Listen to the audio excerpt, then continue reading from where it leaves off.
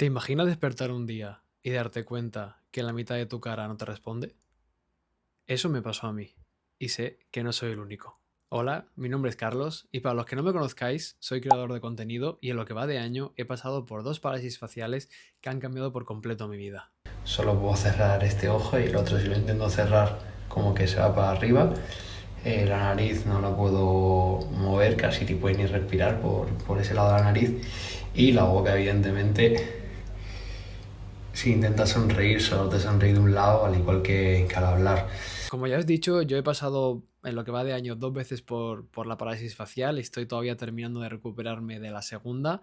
Por suerte me pude recuperar de la primera sin secuelas y a raíz de ahí decidí compartir mi experiencia y mis consejos en redes sociales y recibí miles y miles de comentarios de gente que también lo estaban pasando y que no sabían qué hacer. Mi objetivo con este vídeo es simplemente ayudar a todas esas personas que a diario me preguntan y poder responder a esas preguntas más comunes que me hacen, desde qué causó mi parálisis facial, cómo me pude recuperar. Si tú también estás pasando por esto, quédate porque este vídeo te va a ayudar mucho. Como no soy un experto en el tema y solamente puedo hablar bajo mi experiencia, quiero ir a hablar con una doctora para que nos pueda contar un poquito más en profundidad y de una forma más profesional todo lo que es el tema de la parálisis. Y una de las cosas que más me han sorprendido el otro día leyendo acerca de un poco de lo que es la parálisis, leí un dato que la verdad es que me sorprendió bastante, que decía que 17 de cada 100.000 personas tienen parálisis facial por diferentes motivos, pero al final la verdad es que me parece un número bastante grande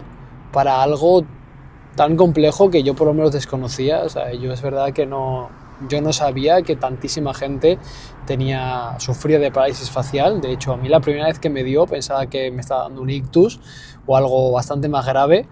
Entonces es un dato, la verdad es que asombra bastante. Agradezco muchísimo que me hayas acogido aquí en tu espacio, porque sí que es verdad que yo puedo hablar desde mi punto de vista, ¿no? Y desde a mí lo que me ha pasado, con mi experiencia, pero no soy doctor, no soy un experto en esto, entonces quería hablar con una experta que casualmente también lo ha sufrido 3 veces, ¿verdad, Victoria? Veces. 3 veces ha tenido parálisis, con lo cual nos viene genial también para que nos cuente un poco su testimonio. Y cuéntanos un poquito, o sea, antes quiero que, para que la gente entienda, ¿qué es la parálisis? La parálisis es la incapacidad parcial o total de que la información pase a través del nervio facial. Las parálisis faciales son muchísimas y tienen muchísimas causas. Entonces, O sea, que hay más de un tipo, ¿no? De parálisis facial. hay más de un tipo. Si vamos a hacerlo como a grandes rasgos, tenemos las parálisis faciales centrales, Vale. que son las que van antes de que ese canal de información salga del cráneo, ¿vale? Y aquí las causas son muchísimas, pues ictus, infecciones, tumores en el cerebro, y estas parálisis, gracias a Dios, son menos la cantidad y se identifican porque mayoritariamente es la parte inferior de la cara. En la mayor parte de estas no se ve afectado el tercio superior de la cara. Tenemos esas parálisis centrales y luego tenemos las parálisis periféricas, que son todas estas causas que van después de que este nervio sale del cráneo. La mayoría sería lo que nosotros llamamos parálisis de Bell. Esa es la que tanto tú has tenido como yo he tenido también. O sea, al final es Afortunadamente, sí, afortunadamente es la más común.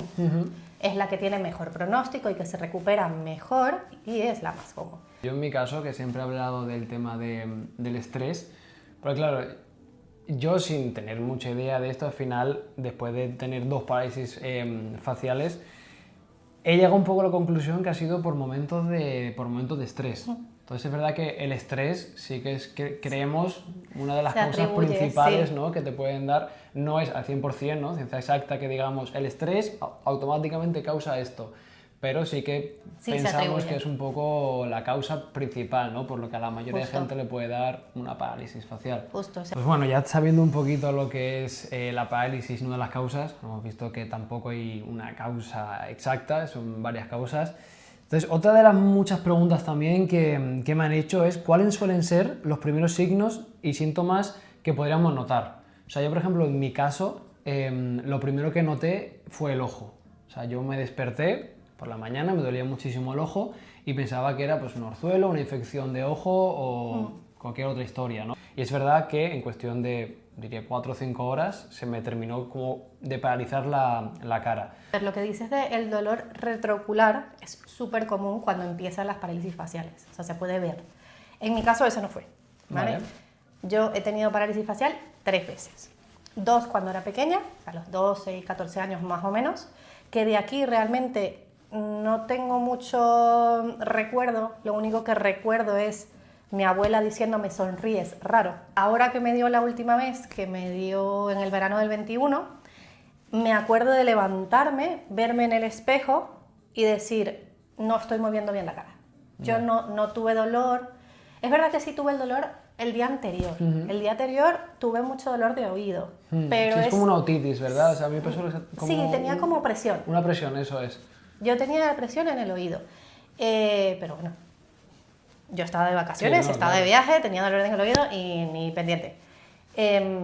Pero cuando me desperté, sí es verdad que le dije a mi marido, mírame la cara porque yo creo que estoy rara. Y él no me lo vio. ¿Vale? Él no se dio cuenta, me dijo, no tienes nada, estás bien. Pero lo que hice yo, que se lo recomiendo a todas las personas que tengan algún tipo de duda, es hazte un video. Hazte un video, sube las cejas, enfádate, sonríe.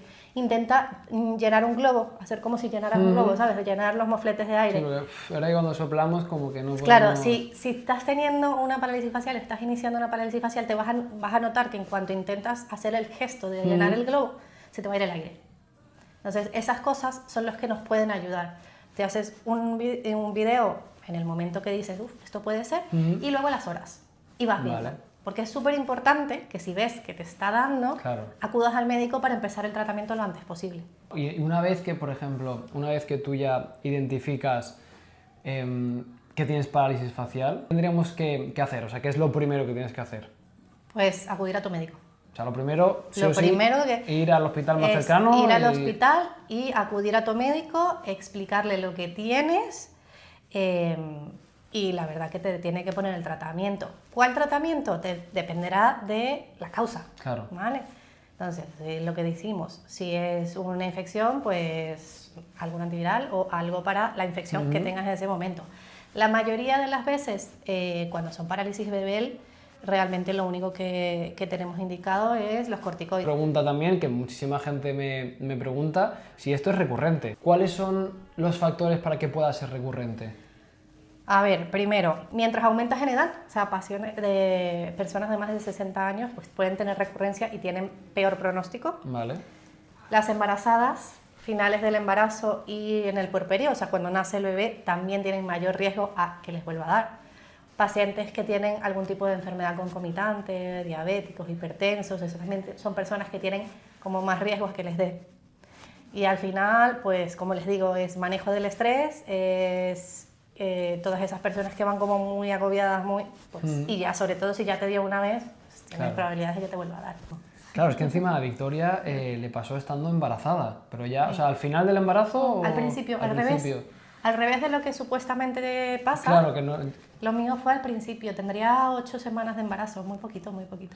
Y hablando de esto, porque ya quiero aprovechar también, porque hay muchísima gente también que me ha escrito que incluso estando embarazada le ha dado la parálisis, ¿tiene algún, es decir, algún efecto sobre el feto en este caso? No, siempre se busca el corticoide que no pase la barrera placentaria. Entonces, no afecta. La parálisis como tal no va a afectar al feto y lo que podría afectar, que sería el tratamiento, pues siempre se busca uno adecuado según en el momento del embarazo en el que estés. Pero no debería afectar. Vale, o sea, debería afectar. podemos quedarnos un poco tranquilos en el sentido de que si tienes una parálisis de Bell, que suele ser la más común. No te va a afectar, en principio no debería de afectarte al feto. De las preguntas que también se hacen muchísimo a la gente es ¿cuánto tiempo tardan en recuperarse? Porque yo, por ejemplo, en mi caso, tanto a la primera como a la segunda vez, tardé aproximadamente como unos 3 meses en recuperarme. No sé en tu caso cuánto tiempo tardaste más o menos, no sé si recuerdas de cuando fuiste pequeña o... Cuando fui pequeña no, la verdad, sinceramente no me acuerdo. Me recuerdo sobre todo era la vergüenza que a mí me daba ir al cole Sí. Porque otra cosa muy importante del tratamiento que no le hemos hablado es que te tienes que cuidar el ojo muchísimo, porque no parpadeas. Sí. Y cuidarte el ojo indica también a veces tener parches oculares. que una niña, imagínate, de 12 años yendo al cole con los parches, pues yo me acuerdo mucho era de la vergüenza que tenía. O sea, que no me acuerdo cuánto me duró, pero me acuerdo que me duró mucho la vergüenza. Y ahora cuando fui mayor sí me duró más o menos eso, ¿vale? Se habla de que una parálisis normalmente debería empezar a resolverse entre la semana 3 y la semana 6 u 8, ¿vale? Que ya vamos poco a poco retomando la movilidad.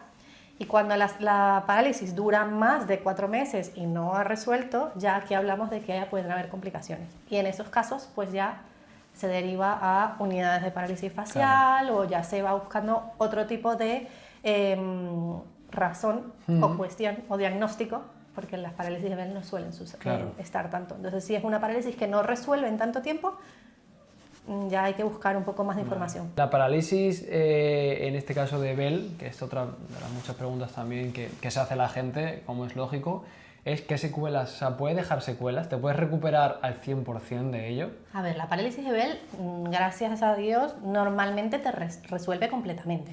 Y resuelve completamente no en secuelas, no te deja... en 3, 4 meses estás completamente bien.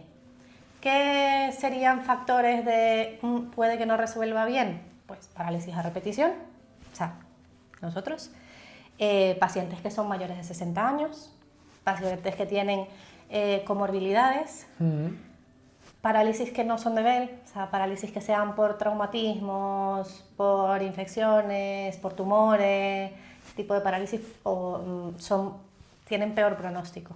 Pero bueno, lo que nos llevamos, que hay que tener tranquilidad, que no hay que tener vergüenza, que es una cosa que le da a muchísima gente y que, por suerte, en la mayoría de las veces se resuelve completamente, que hay que intentar ir lo más rápido posible a tu médico para que te ponga el tratamiento lo más rápido posible, y paciencia. Paciencia y cero vergüenza, o sea, ya está. Y tranquilidad, ¿no? Pues más. al final, Si es por estrés y te estresas más, pues mal vamos. Al final eso, ¿no?, alarga, digamos, el proceso de recuperación. Hay que dar mucha tranquilidad, saber que resuelve, estar y ya está, hay que esperar. Bueno, ahora ya que sabemos un poquito más acerca de la parálisis, cuáles son sus causas, tipos, etcétera, me gustaría responder una de las muchas otras preguntas que me suele hacer la gente, que es el tema de la recuperación. Para ello me gustaría hablar con un fisio para que nos dé consejos acerca de la recuperación, qué ejercicios poder hacer, cuánto tiempo suele tardar la recuperación y si nos puede dejar secuelas o no. Así que vamos a ir a hablar con él a ver qué nos cuenta. Bueno, estamos aquí con José, que tú me comentabas que sí que habías tenido bastantes casos ya, ¿no?, que habíais aquí tratado y recuperado, ¿no?, incluso Sí. bastantes pacientes. Una de las primeras preguntas, y que muchísima gente me ha preguntado, porque tiene esa curiosidad también, o sea, ¿qué rol exactamente tiene, digamos, lo que es la fisioterapia en la recuperación de la parálisis facial? Bueno, yo creo que es fundamental, y de hecho una de las cosas que vemos en pacientes que vienen pronto al tratamiento, nada más pasarle los primeros síntomas, es que se recuperan mucho antes. Quizás uno de los mayores problemas es que la gente posterga mucho el venir al fisioterapeuta. Y realmente el especialista sanitario en mantener la musculatura, pues somos los fisioterapeutas, ¿vale? Y esto no deja de ser una lesión nerviosa, pero que atrofia la musculatura. Entonces, en la fisioterapia pues tenemos técnicas para mantenerla y recuperarla más que en otras especialidades. Y exactamente, o sea, más o menos, con tu experiencia, José, ¿cuánto suele tardar esa recuperación? Más o menos, bajo tu punto de vista, con los pacientes que has tenido. Claro. Yo, bajo mi punto de vista, lo que diferencia mucho, como te decía, es la gente que tarda mucho en venir a fisioterapia. Sí es verdad que como tardes 1 mes y medio, 2 meses o incluso 3 en empezar el tratamiento de fisioterapia, eso se puede postergar muchísimo, ¿vale? Porque ya la musculatura se ha atrofiado mucho. Pero los pacientes que empiezan el tratamiento 1 semana, 2 semanas, después de que le pase, ¿no?, la parálisis, suelen tener una buena recuperación y, como tú decías, 2-3 meses suelen recuperar bastante bien. Otra cuestión es que si la parálisis es por un virus, por un herpes, muchas veces, ahí quizá también sean pacientes que tarden un poquito más porque el daño en el nervio suele ser mayor. ¿Y qué técnicas dirías tú, José, que digamos son como las más eficaces que podremos utilizar aquí en... Lo fundamental es mantener el estado de la musculatura, ya que el nervio no es capaz de contraer esos músculos. Lo fundamental es estimularlo de manera externa. Normalmente utilizamos electroestimulación o incluso electroacupuntura para estimular esa musculatura a través de los nervios con impulsos eléctricos de unas máquinas que tenemos en fisioterapia, ¿no? Eso es fundamental para, como digo, mantener el músculo, evitando la atrofia del músculo. Luego se puede utilizar un poquito de masaje, también algunas técnicas de radiofrecuencia, calorcito, que mejoran la inflamación, de una posible inflamación del nervio. Y fundamental luego el ejercicio. Fundamental es que el paciente, si tiene algo de movilidad ese músculo, si todavía el nervio no está totalmente atrofiado y puede contraer algo esa musculatura, es fundamental el trabajo diario y el ejercicio. Eso desde un principio también, Eso, ¿no? O sea, todo lo que se pueda trabajar. mantener con ejercicio es fundamental. Y ahí se Claro. nota mucho la diferencia también de unos Claro. pacientes si trabajan más o trabajan menos. Que luego también el trabajo en casa, también eso fundamental. es como los deberes, ¿no? En el colegio. Que Evidentemente. ahí es donde yo también quería llegar, porque entendemos que obviamente no muchísima gente, pues bueno, se puede permitir, ¿no? Pagar un fisio todos los días. Yo te diría, cualquier ejercicio que hagas va a ser mejor que Que no no hacer hagas nada, eso por supuesto. Y luego, pues, dependiendo de la rama que tengas más afectada, habrá que hacer más hincapié en ejercicios de intentar cerrar el ojo, fruncir el ceño, como decía, hinchar globos, dar besos, intentar sonreír. Es interesante que los ejercicios no se hagan de manera rápida. O sea, no se trata de hacer muchas repeticiones, sino de focalizar el ejercicio, mantener la tensión unos segunditos y soltarlo. Luego también es interesante hacerlo, por ejemplo, delante de un espejo para tener el feedback. Vale. Vas viendo progresiones. Eso también neurológicamente te da unas conexiones diferentes al no estar tan pendiente tú de las sensaciones. Esas diferencias, por ejemplo, también son interesantes. Claro, yo por ejemplo, en mi caso sí que es verdad que noté bastante recuperación rápida cuando lo hacía delante del espejo, porque aunque no se me moviese absolutamente nada, yo creo que al final, ¿no? Eso es neuronal de alguna manera, Claro. como que intenta activarlo, ¿no? Trabajas de una A la manera hora de diferente, verte. puedes fomentar cierta neuroplasticidad. Y luego es al final lo que es tiempo de recuperación, me imagino que eso ya depende de la persona, ¿no? Si se tratan pronto, yo he visto gente que en 2 o 3 semanas se han recuperado completamente cuando no ha tenido mucha afección y han venido pronto a fisioterapia. Y luego gente, como te decía, que ha tardado 3 meses en venir o que ha tenido un herpes así importante y que efectivamente pues, han estado 3, 6 meses e incluso algunos se quedan con secuelas de que no recuperan totalmente. El músculo, cuando ya deja de contraerse, llega un momento en que las fibras musculares se van degenerando y hay un punto de no retorno de esas fibras. Hay un punto que esas fibras ya desaparecen y es imposible que eso se vuelva o sea, que vuelvan a ser fibras musculares. De hecho, lo vemos a veces en ecografía y ya desaparece el músculo y eso se ha formado ahí una masa que no tiene inervación. Entonces, si has tardado mucho tiempo en contraer una musculatura, esa musculatura ya ha desaparecido, por así decirlo. En ese aspecto claro, yo quiero pensar que la gente que se ha quedado con secuelas, la mayoría seguramente sean por no haber empezado un tratamiento. Claro. O sea, a mí me han llegado, ya te digo, casos que después de 2 o 3 meses vienen a fisioterapia y dices, joder, macho, si hubiese venido hace un mes y pico, es que estaría mucho mejor. Claro, te habías Y recuperado. ahora ya el trabajo es mucho más complicado. Que también tiene solución, pero sí También que es tiene, verdad pero que... es mucho más complicado y se va a tardar más. Así que nada, José. Oye, muchas yo gracias. te lo Yo creo que estás haciendo una agradezco labor muchísimo, estupenda, la verdad, y pues, intentar ayudar un poco a la gente, pues sí que es verdad que, como hablábamos antes, es que hay muchísima gente y tú has tenido también un montón de pacientes. Pues muchas gracias José, por la divulgación, tío. Nada. Bueno, pues espero que este vídeo te haya servido de ayuda, que hayas aprendido algo más sobre la parálisis facial, porque sé que puede ser aterradora y frustrante pasar por toda esta situación, pero recuerda que no estás solo, que hay una gran comunidad detrás de esto, que hay muchísimas personas que también están pasando por lo mismo. Así que si te ha gustado este vídeo, recuerda darle like, suscribirte y dejarme en los comentarios si queréis saber algo más acerca del tema en los que os puedo ayudar.